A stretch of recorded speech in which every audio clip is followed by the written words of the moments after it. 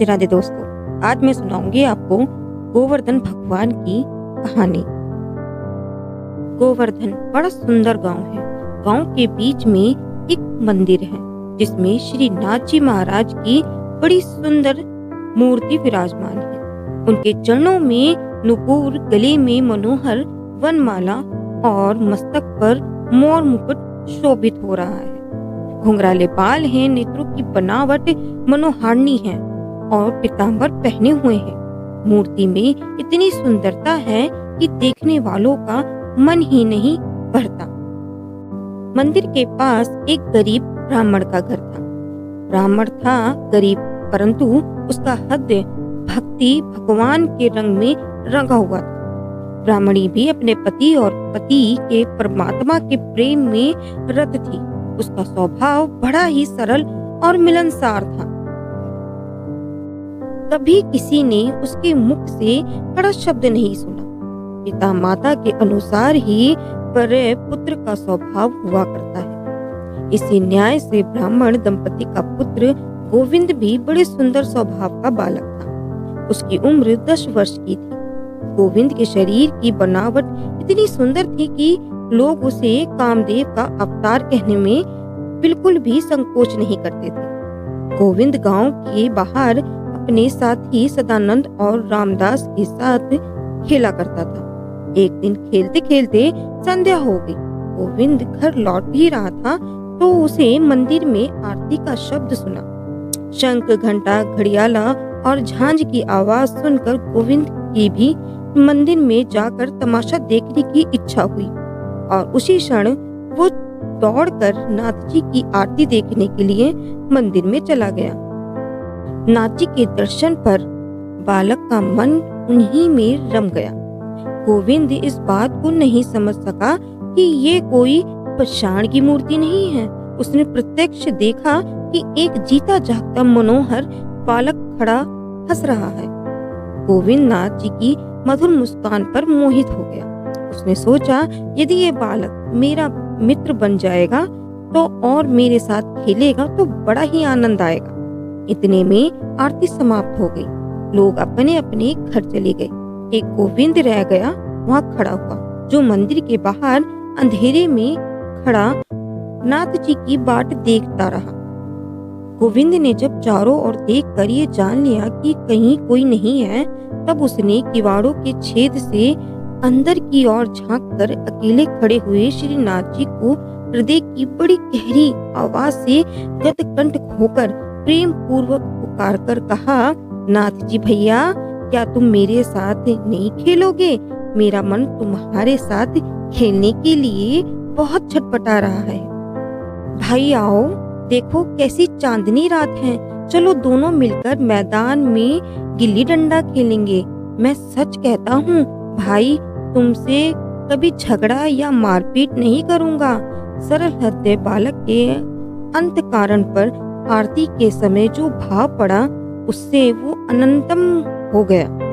परमात्मा के मधुर और अनंत के प्रेम की अमृत मलवायु से गोविंद प्रेम मगन होकर मंदिर के अंदर खड़े होकर अपने प्रभु को खूब जोर जोर से रो रो कर पुकारने लगा।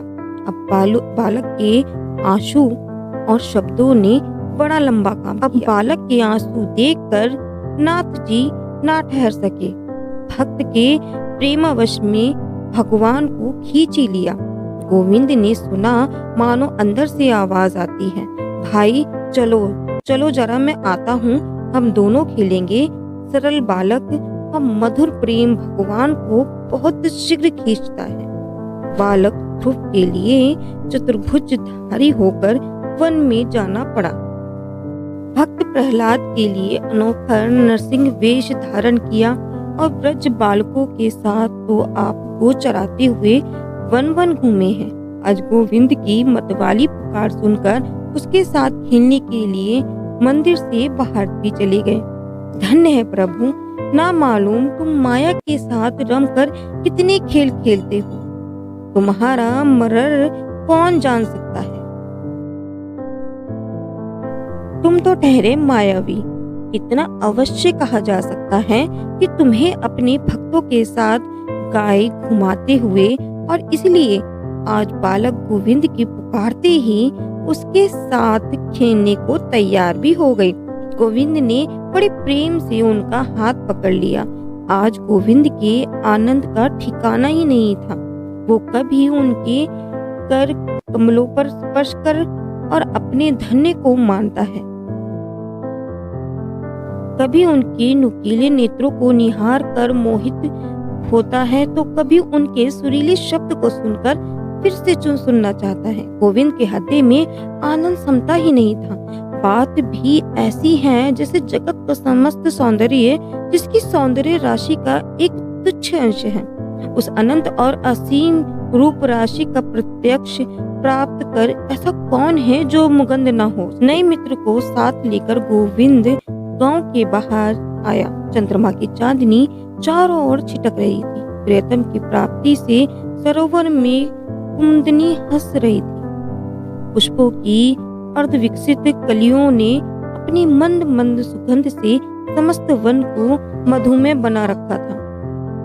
प्रकृति अपने नाथ की अभ्यर्थना करने के लिए सब तरह से सज-धज कर भक्ति पूरी पुष्पांजलि अर्पण करने के लिए पहले से ही तैयार थी। ऐसी मनोहर रात्रि में गोविंद नाथ जी को पाकर अपने घर बार, पिता माता और नींद भूख को सर्वथा भूल गया था। दोनों मित्र बड़े प्रेम से तरह तरह के खेल खेलने लगे। गोविंद ने कहा था कि मैं झगड़ा या मारपीट नहीं करूंगा, परंतु विनोद प्रियनाथ जी की माया से मोहित होकर वो इस बात को भूल गया। खेलते खेलते किसी बात को लेकर दोनों मित्र लड़ पड़े। गोविंद ने क्रोध में आकर नाथ जी के गाल पर एक थप्पड़ जमा दिया और बोला कि फिर मुझे कभी रिझाया तो याद रखना, मारते मारते पीठ लाल कर दूंगा।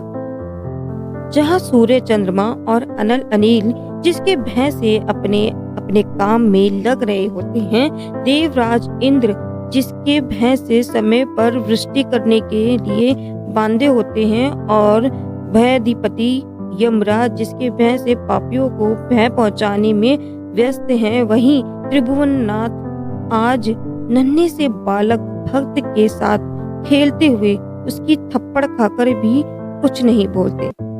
धन्यवाद। भगवान भक्त के लिए कुछ भी करता है अगर भक्त दिल से चाहे।